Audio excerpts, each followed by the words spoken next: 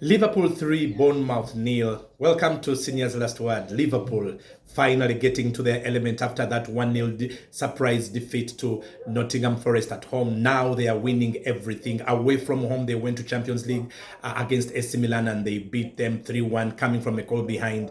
And then against Bournemouth, obviously, it was always going to be one result, and that was a Liverpool win. How is Liverpool doing so far after 5 games? They are second on the table, a point behind Manchester City. They have 10 goals, conceded just one. They have the best goal difference by far in the league. They're the most balanced team in terms of attack and defense.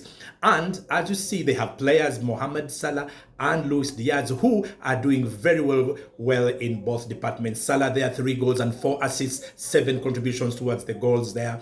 And then Luis Diaz, 5 goals and 1 assist, so that's 6 goals. So 2 of the most important players right now for Liverpool, that is the duo of Salah and Luis Diaz. What is the difference? We know that in the past they used to be Mohamed Salah and I think it was Sadio Mane, and now we are seemingly having a new partnership. This is now the aging Salah and the revitalized Luis Diaz, who is still very young in terms of years ahead of him, but we know the potential he has had over the last 2 seasons. We are complaining that he does get into the right positions, he does get in front of goal, but he was wasteful, he hurries sometimes too much, and sometimes he wants to do too many things at the same time. That's what his game in the past. It was taking too long. Yes, last season he managed, I think, to make 11 goals there, but we think the way he gets in front of goal, the way he gets, the many times he gets behind defenses, we always thought he can do more, and finally he looks like he is finding that. And all it's taken is perhaps a difference in coaching. Now,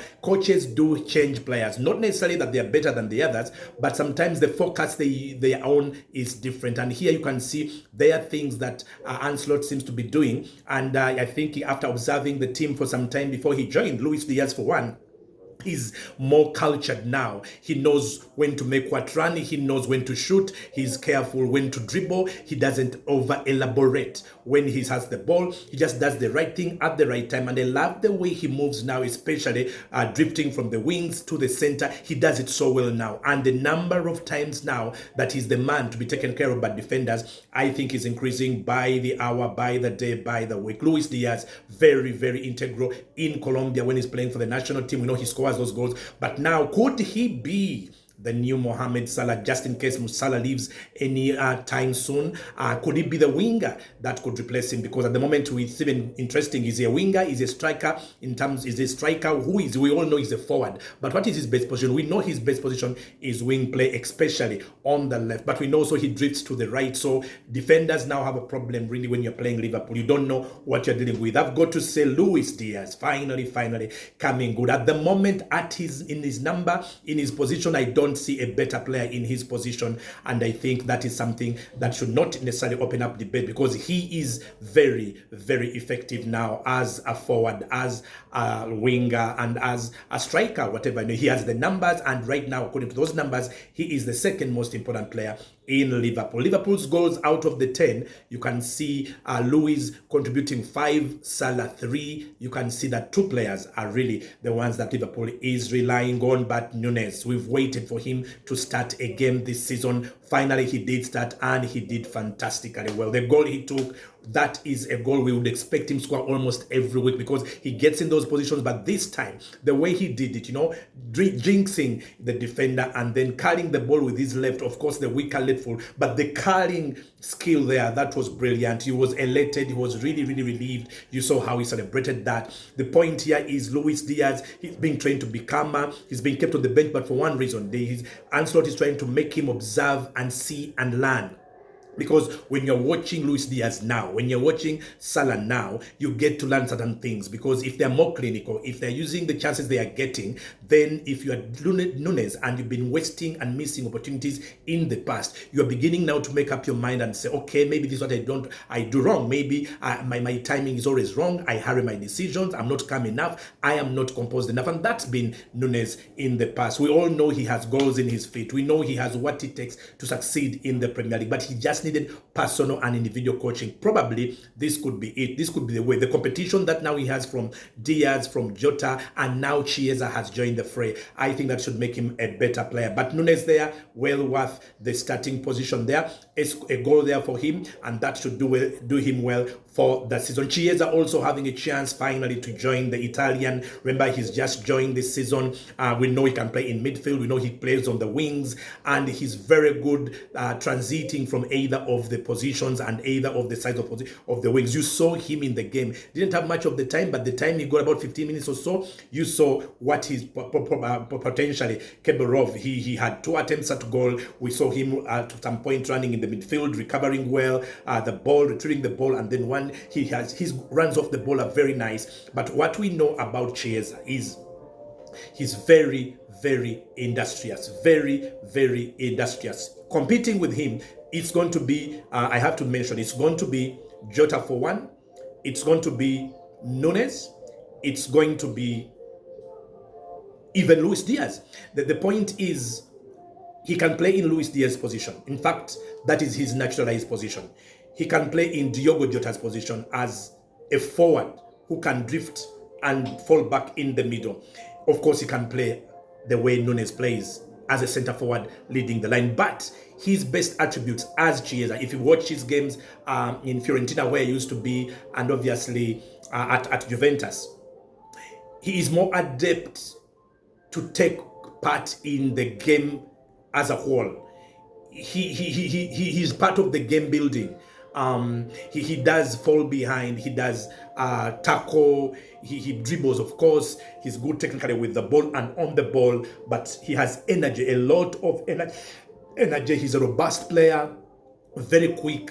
He uses both feet, very, very, very intelligent and very hungry. One of the hard workers in Italian football, and for him, you will always know he will score that goal. He's not prolific, but he does score the goal. The reason he's not prolific is because he's not really a center forward in the traditional sense, but a quality player who is going to add a lot of competition to the Liverpool striking line and attackers. So Liverpool, they are doing very well with Chiesa, and now they've all been given a chance to show what they can do. Nunes and Chiesa have gone in the fray. That's very good for the coach, because now he has the whole range available to him. And then, of course, Szoboszlai, for me, is still the disappointing player in Liverpool. We expect more from him, expect more goals from him. 1 assist only. He's played all 5 games. He started all of them, but 1 assist only, no goal. I still think Szoboszlai is off the tempo and the momentum of everyone else. I think he should do better. I think he's the only one who has gone behind. Well, I have to admit, also, Alex McAllister is also yet to contribute an assist, yet to score goals. In fact, McAllister, even though his game doesn't have much wrong, but we know that he's more threatening at other times when he's on form. So I still think he's below par. I don't think we are seeing enough of him, but maybe a lot is happening in the team. So McAllister not living to his potential or to his billing at the moment. No assist, no goals. Szoboszlai, just 1 assist. So those 2 midfielders not really doing what we expect them to do. But let's go to Gravenberch, who is the most improved player in Liverpool, and at the moment is turning out to be one of the most important players for Liverpool. Almost every game now, he comes out as man of the match. In the Champions League against AC Milan, he was man of the match. We know that the 3 games he has played in the league so far, he's been a contender for man of the match. He was man of the match against Man United, and against Bournemouth, he was flawless. Gravenberch, is it the player that we saw last season? Because this Gravenberch now just looks newly reborn. He looks as though he's just arrived, and it looks like no one is going to take him from his thing. He is a key player now, a major player now. And you can see the difference between him and Fabinho, who was playing his position in the past. You can see the difference between him and Wataru Endo, who played that position last season. But it's good for Liverpool that now they have a player they can rely on, not just as a holding or defensive midfielder, a complete midfielder. I have to say, he is demonstrating that. Obviously, we want him to score goals, and he will score because we know he's a goal-scoring midfielder. We want him to assist more, but the role he's playing and what he's doing for this Liverpool side, I think is great to see, and Liverpool are looking very, very good. Konate, now he's beginning to score. We know he already scores goals. He didn't score much last season, but now he's starting. He's more confident, and you can see that Liverpool as a team is more complete.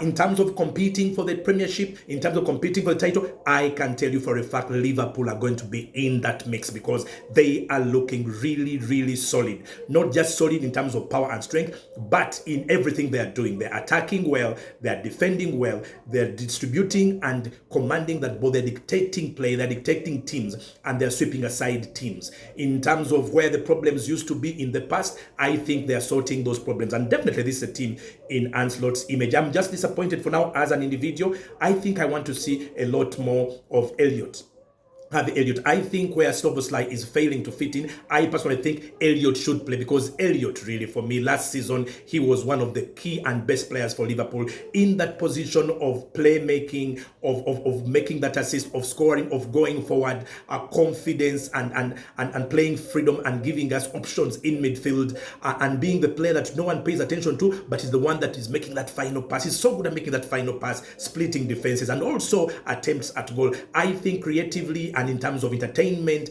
and flair and all, I think technically Elliott for me stands out better than Szoboszlai, who is yet to pick form, who is yet to find the form that brought him to Liverpool. So I want to see more of Harvey Elliott. Not yet that, but hopefully he will come good. Wataru Endo right now is a victim of the form that Gravenberch is showing, because you can't leave Gravenberch out. You can't even substitute him for now. So Liverpool really coming really good, and I'm thinking over the weekend, perhaps the best performance I saw, bar Arsenal, I think it was from Liverpool, because they did everything right. They showed that they're competing, they showed that they're in this thing for real. The disappointment they got against Nottingham Forest only pushed them to work harder and better, and we've seen a better Liverpool. So for me, Liverpool, as Wolves comes this weekend, I only see one result there, a win for Liverpool. Wolves, watch out. But in terms of, are we ready, Liverpool, to contest for the championship, to compete with Man City? Yes, we are ready, very ready. Look at the stats now, everything shows you that we are ready.